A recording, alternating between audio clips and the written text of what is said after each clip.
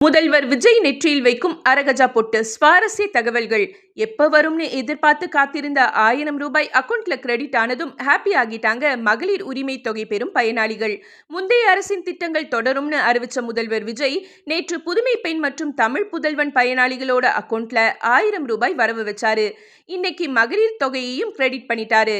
இதுக்கிடையில முதல்வர் விஜயோட ஆஸ்தான ஜோதிடரும் தாவேகா செய்தி தொடர்பாளரும் அரசு நியமன பணியில இருந்து நீக்கப்பட்டவருமான ரிக்கி ராதன் பண்டிட் வெற்றிவேல் நிறைய யூடியூப் சேனல்கள்ல முதல்வர் விஜய் குறித்து நிறைய விஷயங்களை ஷேர் பண்ணாரு.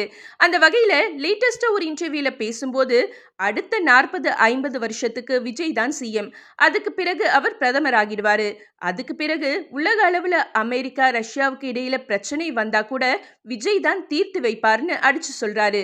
அதே மாதிரி முதல்வர் விஜய் வச்சிருக்கிற அரகஜா பொட்டு பத்தியும் ஒரு இன்ட்ரெஸ்டிங் இன்ஃபர்மேஷன் உலா வருது.